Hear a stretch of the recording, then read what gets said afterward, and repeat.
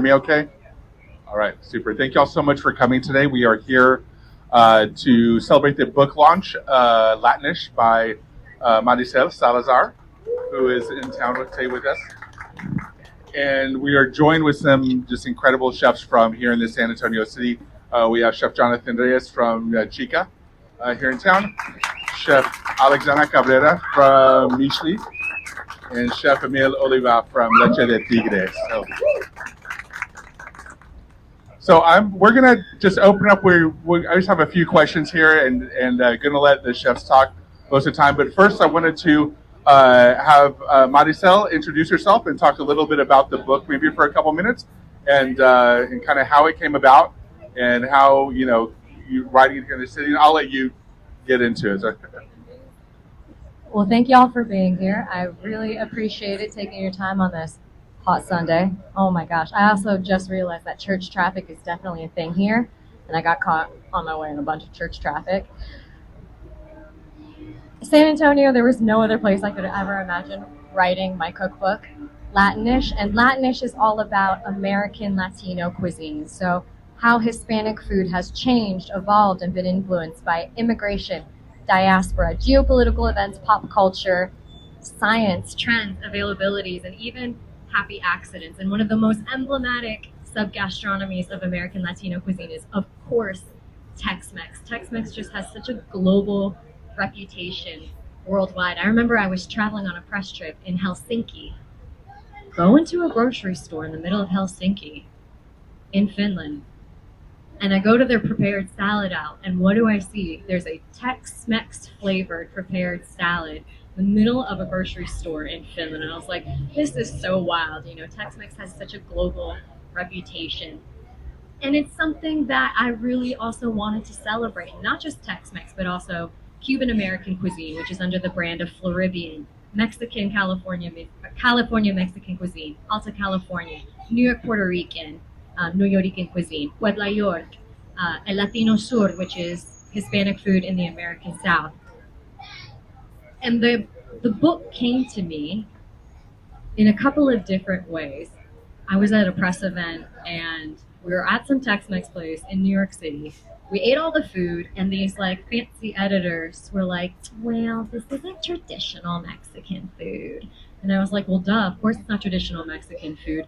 This is Tex-Mex, this is American food. And it really surprised me at how few people actually understood the difference between what is American food in the United States and what is traditional, and the disdain. This is something that we should be celebrating.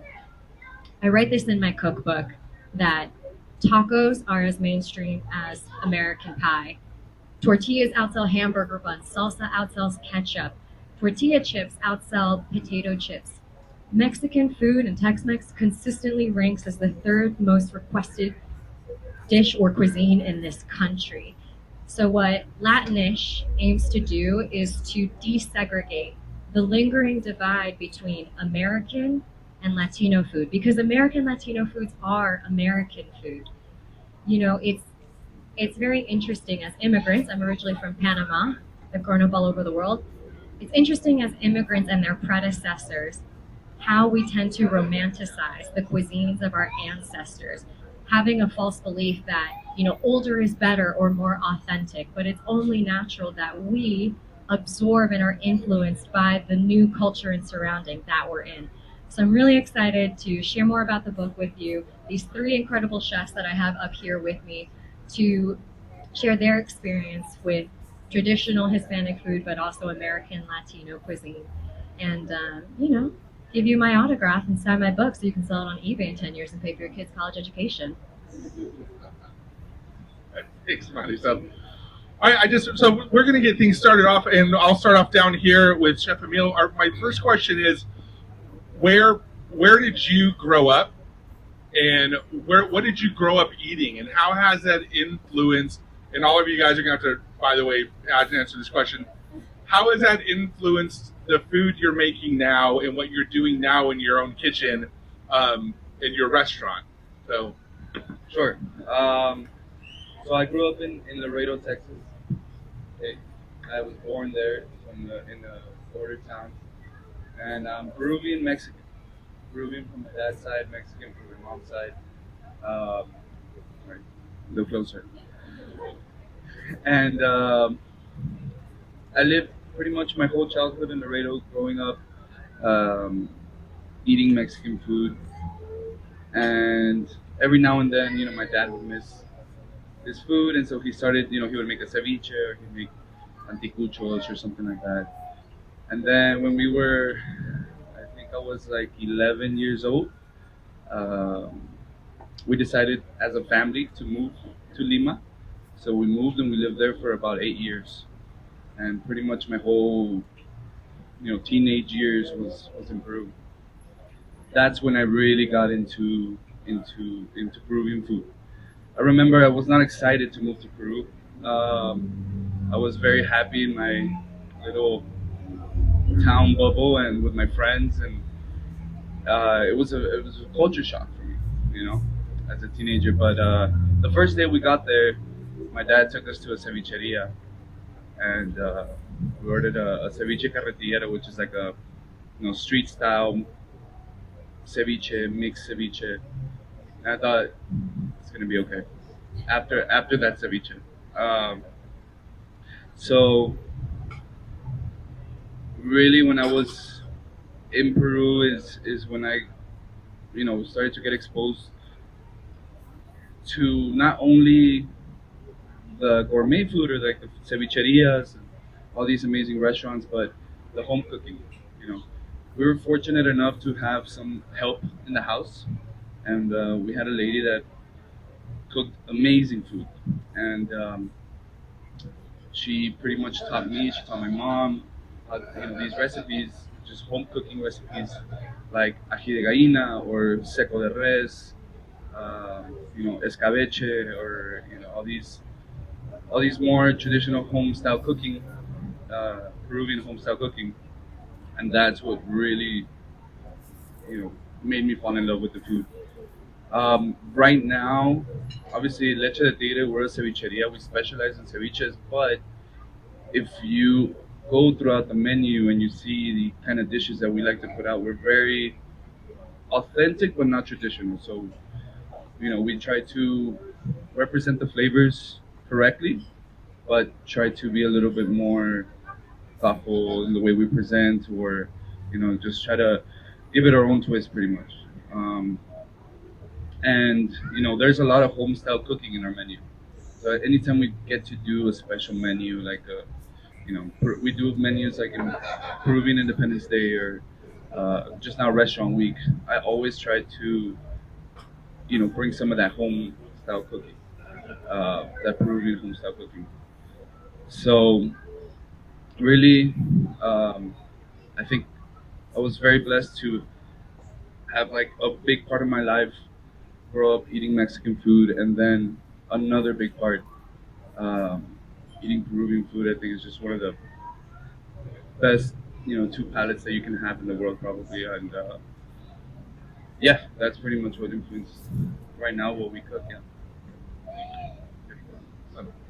Chef Alexana, same question. Well, microphones aren't really my friend because I like talking with my hands. So if if I get distracted, just let me know. But so I was actually born and raised in Guatemala. I lived there for 18 years. Once I graduated high school, I decided I wanted to be a chef, and the only way I thought that that could happen was if I went to the CIA. So I really wanted to go to New York, but my dad just thought that it was too far away from home. So he was like, "You should go to the one in San Antonio." And um, yeah, I ended up coming to San Antonio, just not knowing anyone, and found an apartment and got a job all by myself, with no help, really. So it was crazy how I made it. I don't know. I don't think I could do it again and looking back at it. But yeah, I grew up in Guatemala, and it's funny because my family is completely like totally different. So my mom is from Iowa, and then my dad is from Guatemala. So it's like very, yeah. This book was like made for me. But I grew up eating tamales and tortillas every morning, and just really enjoying all the Guatemalan huevitos y frijoles, plátanos, and then we would still celebrate Thanksgiving and turkey and all that. So it was crazy. I don't know.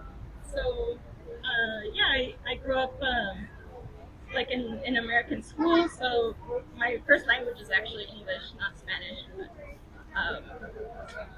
I ended up coming to San Antonio and finding my home here. Found the love of my life. We're getting married in October. Thank you. And I've been working at Mixtli for 7.5 years now, and I'm the head chef for. I've been the head chef for a year and a half now. But what we do at Mixtli just kind of like brings me home. So all we do is research based. We change the menu every 3 months to focus on a different region, state, or time in history in Mexico. So all that research just really inspires the food.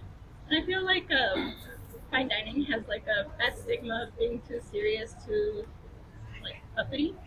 So at Michelin, we want you to like come in and like feel at home. And so all the flavors that we put on the dishes remind me of what I grew up eating. So yeah. Thank you. Don't worry, I'll make mine quick because you can read about me in my book. But I'm originally from Panama of Cuban descent. I was just telling Emil that earlier this year, my sister and I found out that we're also Peruvian. We didn't even need 23andMe. But my culinary background is influenced by all of the different places that I grew up in the world. You know, we come originally from Panama, Panamanian citizen, and we come from a military background. So we lived in Hawaii, Japan, Northern Virginia, DC. Then I decided to take off to Madrid in my 20s, and upstate New York, in Ithaca, New York. And then I've been based in New York City for the past decade, with the exception of the year that I took here in San Antonio to write this cookbook. And I always like to say this, especially having lived in New York for so long. If New York City is a global melting pot for cultures from all over the world, an American military base is a melting pot for every single American from each one of the 50 United States. And every single time that, you know, we were on base or we had dinner parties or meet somebody, I would remember they would say, "Oh, this is a taco from my state," or "This is or this is a burrito from the town that I'm from in the United States." So I've always grown up thinking that, okay, tacos and burritos are American, and they are. They're American Latino. You know, you have San Diego burritos, California burritos, you have Mission burritos, Los Angeles, like Sonoran hot dogs.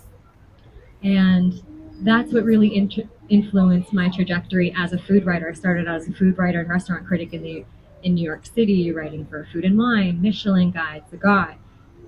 And I just noticed that these foods were never really talked about because folks would question, the folks in, you know, the powers that be would question their authenticity. And I really liked what you said, Emil, just earlier about we're authentic but not traditional. And authenticity is an ever-changing target and question, especially when it comes to American Latino cuisines. So as I became a recipe developer and started cooking and developing recipes professionally for magazines, that's what I really zeroed in, was American Latino cuisine, because, you know, traditional Hispanic food, people are doing it so well and so beautifully, but American Latino cuisines are a very poorly talked about and celebrated gastronomy of American food. So honestly, it was my military upbringing that really influenced how I cook today. And I actually have to give a shout out to my friend Marta here, who's in the audience. She's also military. I actually feature you in the cookbook, Marta. So Puerto Rican party sandwiches. But yeah, I'll pass it off to Chef Jonathan. Good afternoon, everyone. My name is Chef Jonathan Reyes, representing San Antonio. I'm born and raised here on West Side, South Side, San Antonio. Basically, what we set out to do, and me and my comrades, we're just trying to change the narrative of how people interpret Hispanic or Chicano culture locally, nationally, globally, universally. We all try to tell our own story in our own way, but we're just one voice telling the story of many, singing the song of many. Me and my partner, Chef John Ramos, back here, we decided to run up a concept called Shoto, which evolved into Chika, This is an interpretation of how we feel as chefs to be represented in a way that we can be better, change the narrative, change the view on how we are received in the beginning as prep cooks, dishwashers, just someone looking for an opportunity on the way up. There's a lot of years of prestige and excellence and polish behind it. I can tell you that I've worked for Michelin star chefs or worked with the best restaurants in Texas, but my humble roots start from the beginning in my grandma's kitchen. I like to feature dishes like my grandma's salsa. I'll serve carnitas. Uh, our particular style of sushi is specialized for the city and for our city alone.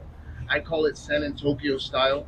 This is a very Eromai style sushi program that is influenced in bringing national recognition or regional flavors to the showcase. We serve unagi like any other sushi bar, but our unagi is different. We use, Oaxacan mole. We do chocolate de molado. We'll top it off with chocolate covered chicharrones just to kind of keep it fun. Just speaking on what Chef Alexana was saying, we try not to make it too stuffy.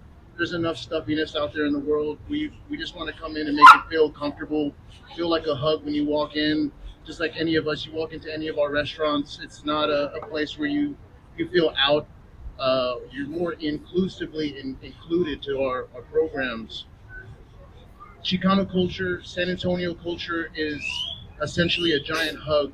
Spanish is a love language, and our food is a tangible way to consume that. So when you come to San Antonio, we don't want to just say this is who we are. We're the Alamo. We're tacos and enchiladas. You come into Chika, you get to have a different kind of sushi experience that's respected not only by the Japanese, by the Mexican consulate. You got people coming in from Japan to come see us worldwide, just to come see what this even means. But even deeper than just Tex-Mex, we channel in the inner roots, the history. There's a particular piece that's really popular for us right now. We run a chutoro bluefin tuna. But we turn that on its head and reinterpret that as tacos árabe based off our Lebanese migration to Mexico. We use tandoori seasoning, comino, pineapple juice, orange juice, lime juice, and then before you know it, it turns into an al pastor taco with a pineapple toreado over the top. And now, are we even eating sushi anymore? Or are we at a taco truck? This is just a connection to what's been disconnected. My grandma used to tell me it was almost criminalized back in the day to speak Spanish in San Antonio. And this is just our opportunity to give that voice back to our people, to let them know that it's okay to sing your song in many different voices that we have been provided, including this one in the stage. Thank you to all the chefs here today to showcase what we have to offer as a city. But thank you guys very much for coming out. I'm going to pass it back to Joel. Thank you so much, Chef. That was great. With the growing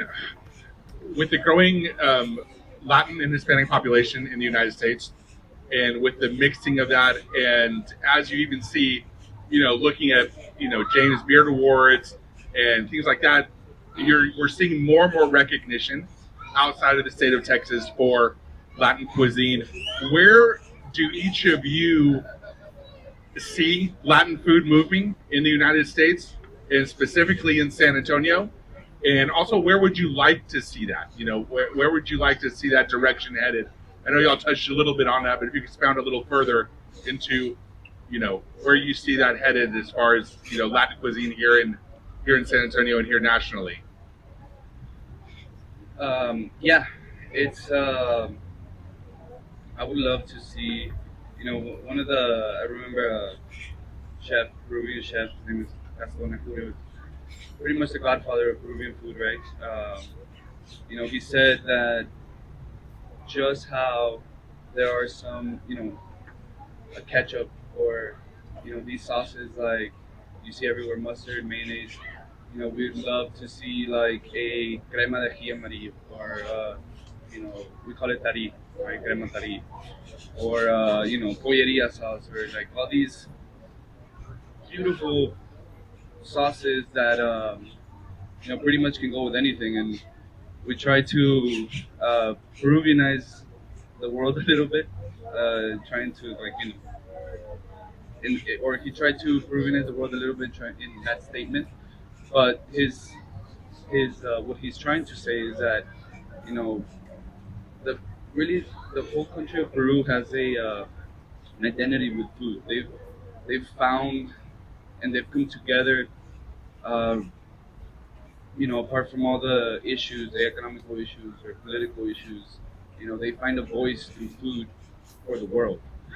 And I think like ever since we opened a year and a half ago, we all we wanted to do is like be. We always say like we're a little small Peruvian embassy, and just trying to share and have our footprint, uh, just to showcase Peruvian food. And yeah, I think it was for us. I've been in San Antonio for 10 years, so I've seen the change from when I got here till now. It's completely different. I mean, it was a risk almost us opening because I don't know if I think people had heard about Peruvian food. And I think they were just waiting for somebody to do it. And I think that that's where maybe our city is right now. Um, Gastronomically, is there's so much more food in Latin America that needs to be explored here, and you know, quoting again Gaston, I would say like he had won uh, top 50. He was number one in the top 50 best Latin American restaurants, and he said, you know, what an honor it was for us to be number one. But I hope next year there's another number one, and then another number one, and so on and so forth until Latin America is where it should be, in food, in gastronomy. So yeah, that's what I would say. Like I'm always interested in seeing what everybody's doing in the city, and if there's a taco or like a food truck or a pop up or anything, I'm always super eager to try somebody else's food, especially Latin food. Um, so yeah, that's where I see it in the city. Thank you, Chef.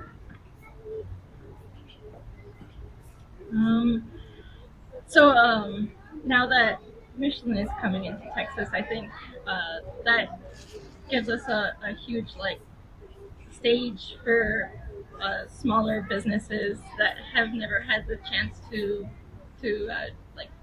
be on that stage. And I know this past year with James Beard and Apulido, she owns a small taqueria. She just got Best Chef of Texas. That's amazing. So yeah, I think that just finding these smaller restaurants that are really niche and just doing their own thing, it's amazing to see. As Chef just said that San Antonio has changed a lot throughout the years. I've been here for a decade now, and yes, coming 10 years ago and now it's crazy. Even the Pearl has grown so much. Yeah, I get the opportunity to do a lot of pop-ups with Mixtli, so we go around town and the state cooking with friends and stuff, and I always find lots of Guatemalans in the kitchen, so being able to talk to them and have the opportunity to cook with other chefinas, it's really cool to see. And being a chef, I get to be a representative of my community. And Thank you, Chef.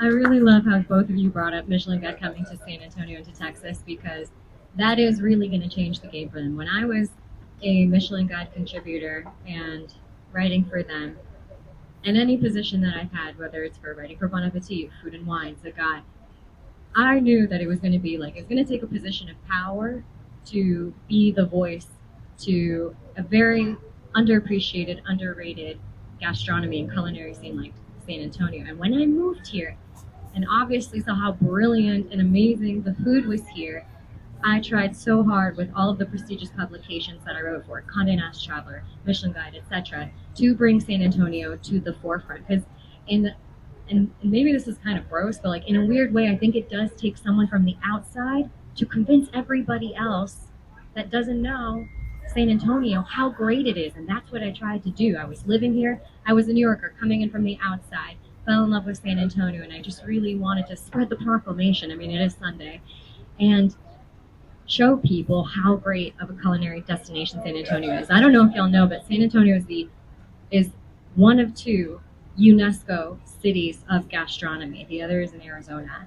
That's huge. Why don't more people know about it from the outside? And that was a really big shame. So, especially in writing this cookbook, that's what I also wanted to do to spread the word. So, to answer your question, Joel, like I see the change coming to San Antonio in the culinary scene, specifically American Latino cuisine. One with James Beard awarding Texas Best Chef to the Una Taquera. Second, Michelin Guide coming to San Antonio. The third, it also takes folks like me coming in from the outside to help spread the word about how good the food is here and that it should be really celebrated. And World's 50 Best also needs to like come over here and really just boost it up. It does unfortunately take these big prestigious governing bodies to help elevate the profile. And how do you do that if you're not on the inside? Well, someone like me is trying to do just that. Thank you so much. Kind of just speaking on the Chicano community of things, these types of understandings or showcases can be found anywhere from East LA to East Tokyo, and even the lowrider culture, tacos, they transcend time and distance. It's really a love language, like I was saying earlier. But to be inspired in the city by some of my comrades, some of my heroes, like we got Chef Diego here, and daring enough to open up a place like Mixtli without opening up another stuffy French restaurant or one more taqueria to the match, to really be unapologetically us, no matter how we started or how we ended. Just being honest in what we do and how and why we want to do it, and sticking to that script and making sure that we drive that home until people really understand. And I feel like if we weren't in the front runners of the industry and changing the way people look at food, I don't think Michelin would ever have wasted their time to come to Texas. They would have considered us a big taco state anyways. We're more than that. And I think all of us here who showed up here this afternoon all understand that it really does just depend on us as a people, as a village. Texas as a whole, it translates to friendship, but roughly San Antonio to me translates to family. Everybody here in this town, we're all really close and know somebody from one way or another. So as long as we all support each other locally and separate from this big corporate industry, it's not us versus you, it's us versus them. We're trying to stay afloat. Some of our gems of the city are going down and disappearing and never being heard from again. I've lived in San Antonio 36 years, born and raised. I've seen it all. I was a part of the San Antonio that's still called Asian restaurants, Oriental restaurants, and it's like, grandma, don't talk like that. We can't be doing that. But to open up one of the first and best omakases in the city and really give a definition to what was generically placed as Oriental, what was generically placed as just Mexican. Now we have interior Mexican. Now we have San Antonio style. We have Tex-Mex. We have worldly international blendings that happen here, and no one talks about it because it's just what we do here as a culture. And I hope that this transcends on a more global level. In San Antonio, we kind of have this way of understanding. We always make enough for one more. We never really know who to expect. Someone's going to come through that door. We don't want to be without. We like to offer our love to everyone inclusively. So we always make enough for one more. There's always an extra seat at the table for one more, for one guest. But that guest ends up becoming family, and they're no longer that one more. Now we have one more additional plate, one more additional family member to have this collective move forward with.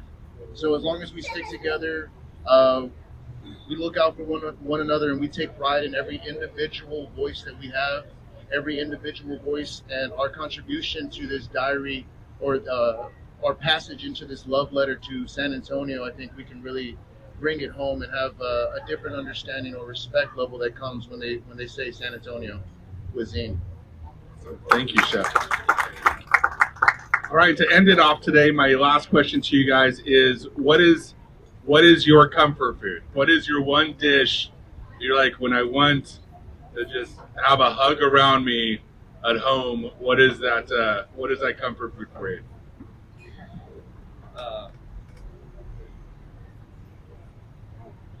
It probably has to be For me, ají de gallina. Uh, ají de gallina. It's not really gallina. It's actually just ají de pollo, but the name state.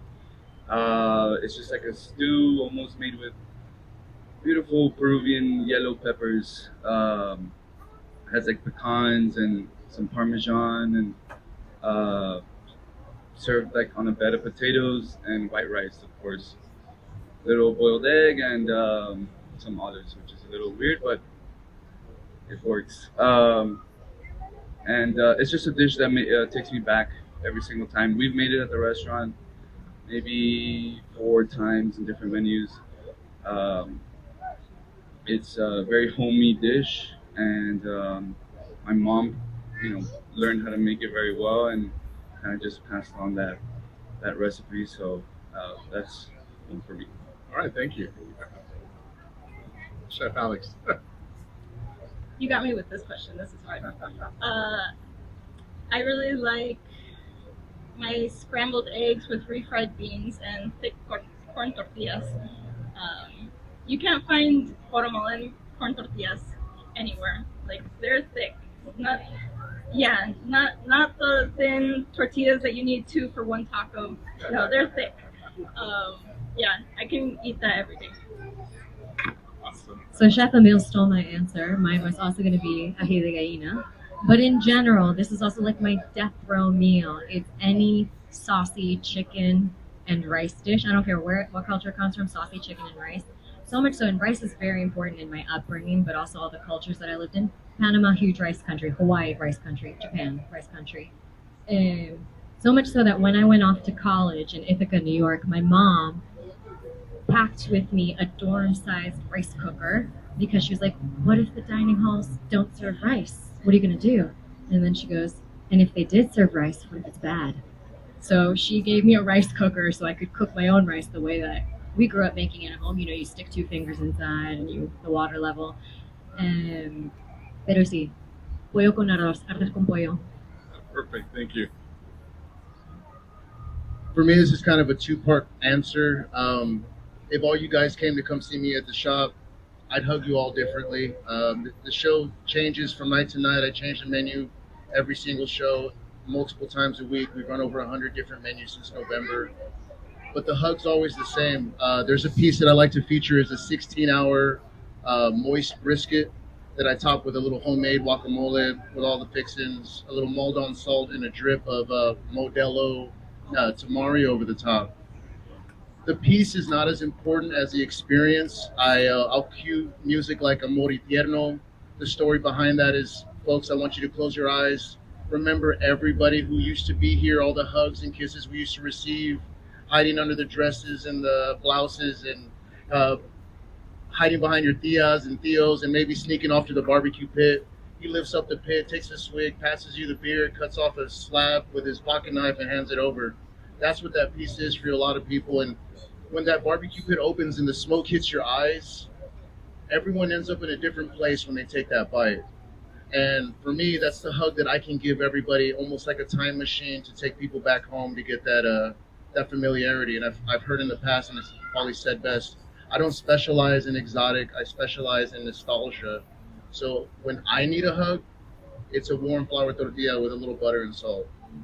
It takes me back to the beginnings where it all started. It gives me the original hugs that I came up with when I was hungry and food needed to be fast. I mean, I was a big boy growing up and not much has changed. So if I need it now, it's in a hurry, and that hug's as hard as it comes.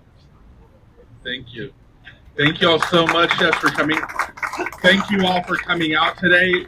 Marisel's book, Latinish, is from here. She'll be doing a book signing at the Twig Bookshop here in the Pearl. Would love if you guys went and picked up a copy for yourself and have her sign it. But again, thank y'all for coming out this Sunday and braving the heat. I appreciate y'all so much. Have a great day. Thanks. And if y'all have any questions for me or any of the other chefs, I also like to think of these as like Ask Me Anything.